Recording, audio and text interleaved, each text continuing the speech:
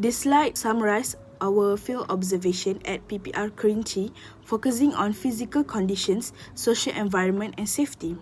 Physically, the buildings were generally well painted and appeared stable, although minor maintenance issues were observed, such as cracks in common areas and stained staircases. Cleanliness was acceptable overall, but some littering and a noticeable pungent smell were present in certain areas. Facilities like playgrounds were available but poorly maintained and with damaged equipment like broken slides. Small grocery shops and nearby food stalls provided residents with access to daily necessities, while signage was mostly faded and unclear.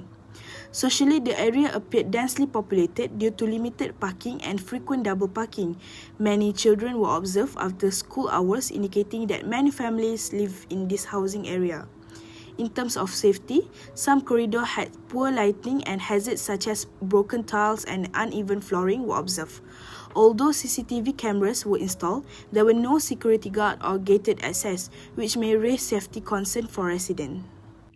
So for the reflection, I will share 3 key insights from our observation. What surprised us was that government-supported housing still has serious maintenance issues, especially in shared facilities like corridors, playground, lighting, and signage. This shows that the real problem is not the lack of housing unit, but the weak long-term management. This also contradicted our expectation as we assumed government housing would prioritize safety and orderly living conditions. But however, we observed gap in safety standard and facility upkeep. Overall, this experience helped us understand that urban poverty goes beyond income and that living conditions directly affect resident safety, health, and well-being. Moving on to the economic analysis of living conditions in PPR Kerinci using development economics concepts. So the first is market failure. The private housing market does not provide affordable and decent housing for low-income groups, causing reliance on public housing like PPR, which often faces limited funding and weak maintenance. Second is information failure. Poor signage and weak communication reduce awareness of rules and services, leading to misuse of facilities and weak community coordination. Thirdly, negative externalities arise when shared spaces are neglected, such as littering and damaged facilities. These create social costs by reducing safety, cleanliness, and residents' well-being. Finally, the public goods and free rider problem occurs because shared facilities are overused without proper contribution to upkeep, leading to congestion and deterioration. This slide reflects the housing policy at PPR Kerinci. The main finding shows a clear gap between the policy goal of providing adequate housing and the actual living condition of residents. Although housing units are successfully constructed, maintenance, safety, and community well-being are often neglected. Problems such as unsafe playgrounds, poor working conditions, and the lack of community space reduce resident quality of life. Overall, the policy prioritizes the quantity of housing units over the quality of living, showing that housing must go beyond shelter to support resident well-being. Assalamualaikum and hi Doctor. My name is Nurhuda binti Azri. Following the discussion on the weaknesses of the current housing policy, this section focuses on how the policy of PPR Kerinci can be improved. Providing housing units alone does not guarantee a good quality of life.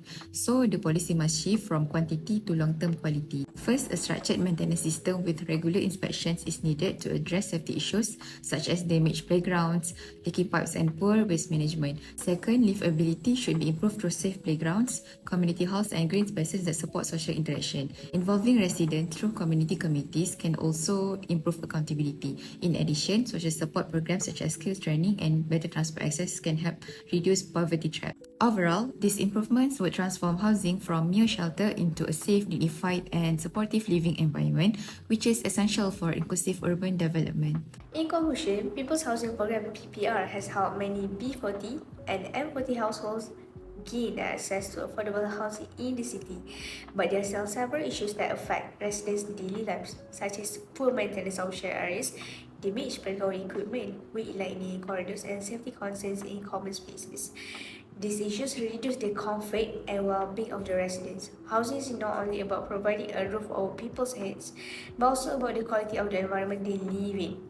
The situation at PPR Kerinci reflects market failure and negative externalities, especially in the management of shared facilities like lifts, corridors, playgrounds, and parking areas. When these public spaces are not well maintained, everyone is affected, even residents who use them responsibly.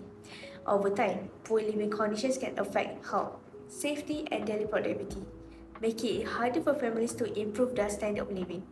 Therefore, housing policy should not focus only on the number of housing units built. More attention should be given to regular maintenance, better safety measures, and stronger community involvement.